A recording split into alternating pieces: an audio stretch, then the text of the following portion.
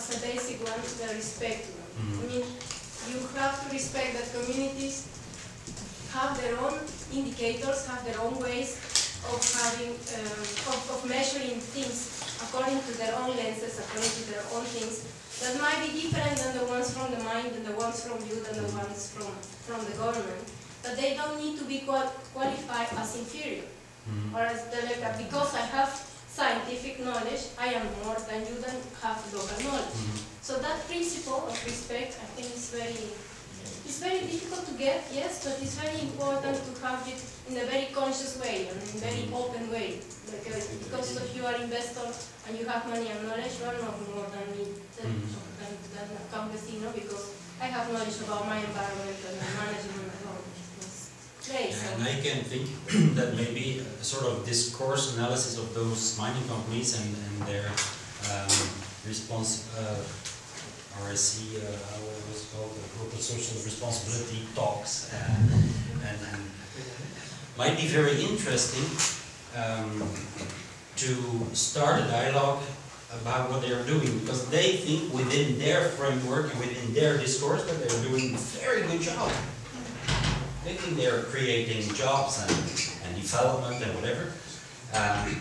So it's often not about talking within their discourse, getting there with your arguments, which might be also legal and technical and whatever. But maybe it's just talking about the discourse itself. This is not correct. This is not what we want. This is not democratic. This is not.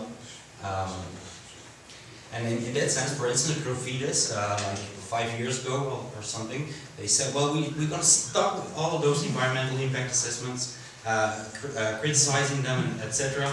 It has no sense. We don't have to talk with them on a technical or legal level. It has no sense because they have much more lawyers and much more engineers as us.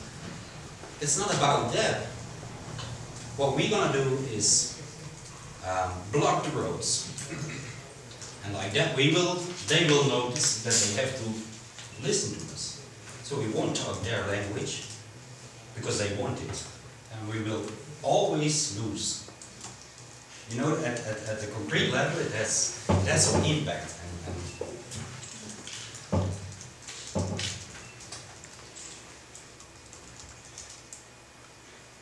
I think in that discussion, and also while looking at these conditions, it's also important to think about the role of the state and how they are framing these dialogues. If I'm particularly thinking of discussions in Peru now, and particularly the case of Apurimac, the critique on, well, the state, the role that the state is playing is organizing those mesas de diálogo, those dialogue rounds,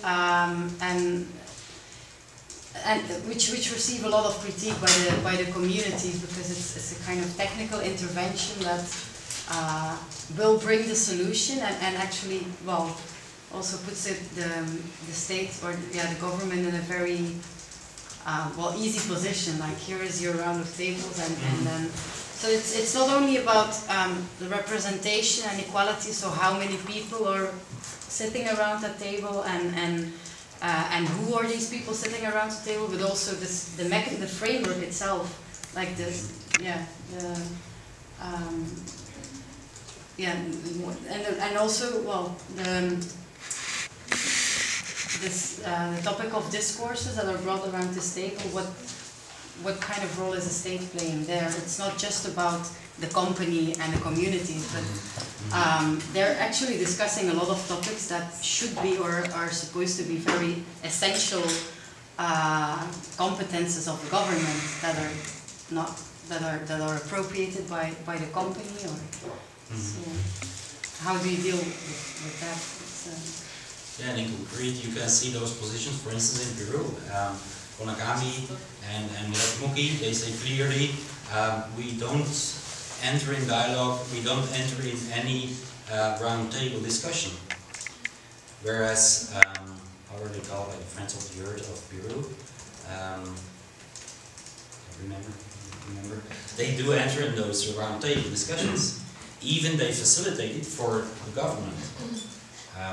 It's an interesting position also.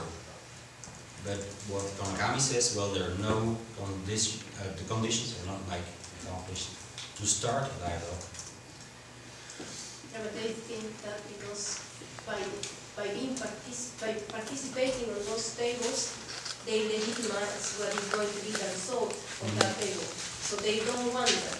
It's like really a principle that, and also the Fidesz had that strategy as well. At a certain moment, they said we don't want to participate of the public hearings of the environmental impact assessment because then we will be forced to sign a list of participation, and then that would be used as a, yes, look, Fidesz also is part of this. Why is complaining now? So then their role would be questioned as well. So they do have to work carefully on what they do. Yeah. Absolutely. It's the same with us. Yeah. Because we often want to participate in certain events and platforms, etc. But if the local communities notice it, it can be used in a completely wrong way. Yeah. But what you were saying about these round tables, I'm sorry if I talk too much. No. Because there are also questions that they ask myself every time, is that those round tables are already formed with the intention already taken. Like they already know what they want to have from those round tables, and even the government. So they just push it to have it in their own way. So the principle is already, or the roots, the origins of these round tables are already kind of wrong, let's say.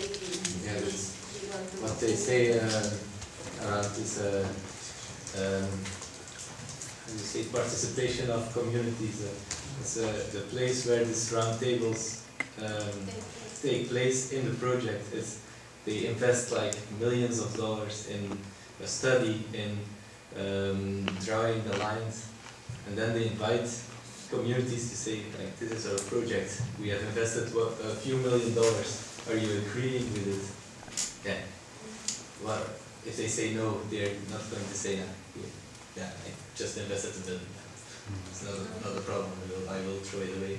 So, this is it's the same in Belgium, and it's the same everywhere. This participation of people is, I don't think there's a real example where it's done good anywhere. The yellow papers in Belgium. Not the best. But it's where we are also thinking about within as CATAPA is how can we make a sort of program, let's say, for maybe our partner organizations, but as well for any local community that will have or that has already a concession below its feet, and what can we do to capacitate them in that way that there is that even a dialogue is possible, because we get the critique that maybe we are against mining, which in fact, theoretically, it's completely wrong. I mean, it's necessary. We need those metals. We use them.